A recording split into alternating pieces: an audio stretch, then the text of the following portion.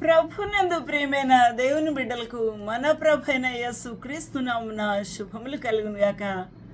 ఈ యొక్క దినమందు యేసు క్రీస్తు ప్రభు మన కొరకు ఏర్పాటు చేసిన ప్రణాళిక, దాని యొక్క ప్రాముఖ్యత ఏ విధంగా ఉంది అనే అద్భుతమైన విషయాన్ని గ్రహించడానికి పరిశుద్ధాత్మ దేవుని సహాయమును కోరుకుంటూ ముందుకు సాగిపోదాము. 1 పేతురు 1:5 ఈ యొక్క 4 వ్రాయబడిన ఈ యొక్క అమూల్యమైన వాగ్దానము, అది అక్షయమైనది, నిర్మలమైనది, వాడబారనిది అయిన స్వాస్థ్యము మనకు ప్రభు అనుగ్రహించుటకు ఇష్టపడిన విధానము గుర్తు చేస్తూ ఉన్నది. అయితే ఇది మనము ఏ విధంగా స్వంతం చేసుకుంటాము అనగా, మన శక్తి సామర్థ్యత ఏమాత్రము సరిపోదు. దీని భగ్నము చేయుటకై అపవాది నిత్యము మనతో పోరాడుతూ ఉంటాడు. అందువల్ల ఈ రక్షణ ప్రభు యొక్క శక్తి చేతనే కాపాడబడాలి. ప్రభు యొక్క కాపుదలలోనే మనము ఉన్నప్పుడు ఆయన శక్తి ద్వారా ఈ పరలోక స్వాస్థ్యమును పొందుటకు సాధ్యమవుతుంది. మన కొరకైతే ఈ స్వాస్థ్యమును పరలోకములో భద్రం చేసి ఉన్నాడు. అయితే మనము అక్కడికి చేరి అది మన స్వాధీనం చేసుకోవాలి కదా, ఈ ప్రయాణాన్ని ముగించాలి కదా భూమి మీద. అందువలన నిత్యము మన చుట్టూ అపవాది శత్రువు మనల్ని వెంటాడుతూ ఉంటాడు, మనల్ని చుట్టూ ముడుతూ ఉంటాడు, ఎదురు వస్తూ ఉంటాడు, ఇరుప్రక్కల మనల్ని బలముగా తరుముతూ ఉంటాడు. వాడి యొక్క క్రియల ద్వారా మనము గ్రహించినప్పుడు మాత్రమే అర్థమవుతుంది. ప్రభునందు ప్రియమైన వాళ్ళరా, విశ్వాసము ద్వారా దేవుని యొక్క వాక్య ఖడ్గము ద్వారా, ప్రార్థన ద్వారా ఈ యొక్క అపవాది తంత్రములు క్రియలు గ్రహించి వాడిని ఎదుర్కోగలము. అందువలన దేవుని శక్తి చేతనే కాపాడబడవలసిన వారమై ఉన్నాము. ఆ స్వాస్థ్యము మన కొరకైతే పరలోకమందు భద్రము చేయబడి ఉన్నది. అది ఎలా ఉంటుందో, ఎలాంటి మ్యాన్షన్సో, ఎటువంటి కిరీటాలు, ఎటువంటి బహుమతులు, ఎటువంటి ఆ భక్తుల సమూహముల మధ్య ప్రభు మనల్ని నిలబెట్టబోతున్నాడో అనే విషయమే అద్భుతంగా ఉంటుంది. నా ప్రియమైన వాళ్ళరా, మనము ఆ ప్రభు సన్నిధిలో ఎలా ఉండాలి అని ఆయన కోరుకుంటున్నాడు. ఎప్పుడు మనము యోగ్యులముగా నిలబడతాము. మనము పరిశుద్ధులంగాను ఎలా ఉండాలండి? మనం పరిశుద్ధులంగాను, మనము నిందారహితులముగాను ఆ ప్రభువును స్తుతించుటకు యోగ్యమైన రీతిలో మన యొక్క వస్త్రములను కడుగుకున్న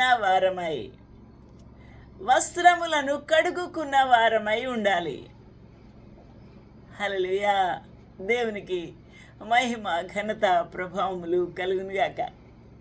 మన ప్రభువు మనల్ని చూసినప్పుడు ఆయన ఎంతో ముచ్చటపడాలి, ఇష్టపడాలి. నా ప్రియులరా, మనల్ని మనము అలంకరించుకున్న వారమై, ఏ విధంగా తెల్లని వస్త్రములు ఉదుకున్న ఆ వస్త్రధారణతో కళంకమైనను ముడతైనదు ఆయనను అటిది మరి ఏదైనను.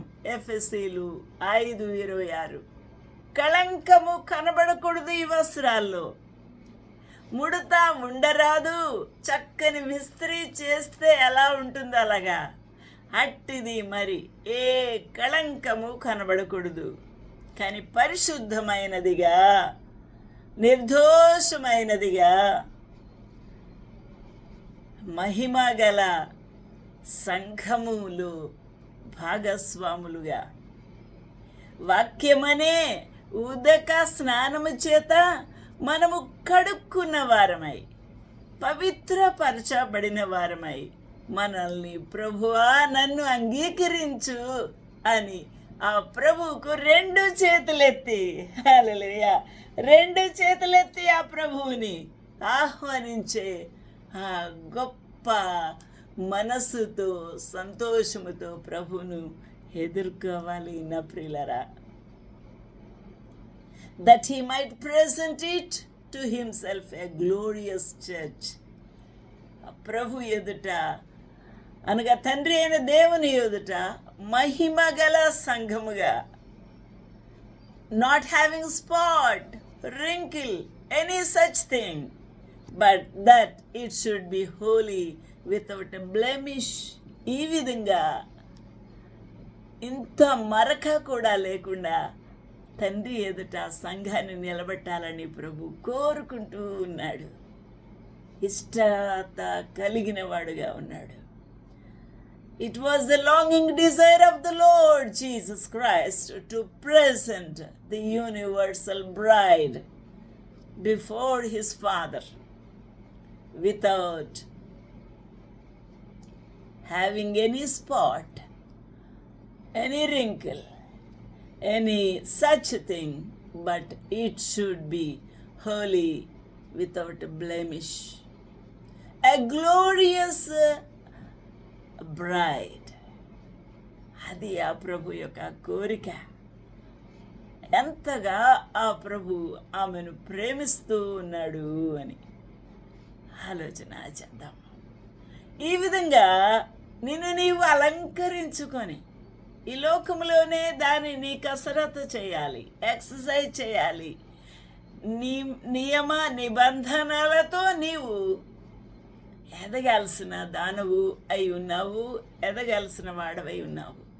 మృదువైనట్టు గుణమును, అక్షయ అలంకారంగా, విధేయత కలిగిన హృదయం, సమర్పణ కలిగిన హృదయం, మృదువైన జీవితము నీకు అక్షయ అలంకారము. అది నశించని అలంకారము. గులాబీలు పెట్టుకుంటే సాయంకాలానికి వడిలిపోతాయి. మల్లెపూలు, జాజి పూలు పెట్టిన మధ్యాహ్నానికే వడిలిపోతాయి నా ప్రియులరా. కానీ మృదువైనటి గుణమను అక్షయ అలంకారము గల మీ హృదయపు అంతరంగ స్వభావము అక్షయమైనది. ఆ అంతరంగ పురుషుడు కోరుకునే ఆ పరిమళము, ఆ పరిమళ వాసన, హల్లెలూయా, మీకు అలంకారంగా ఉండాలి. అది దేవునికి మిగుల విలువ గలది. దానిని ప్రభు ఎంచుకుంటాడు, కోరుకుంటాడు, ఇష్టపడతాడు. హల్లెలూయా, దేవునికి మహిమ కలుగునుగాక. Let it be the hidden man of the heart, in that which is not corruptible. We became corruptible persons.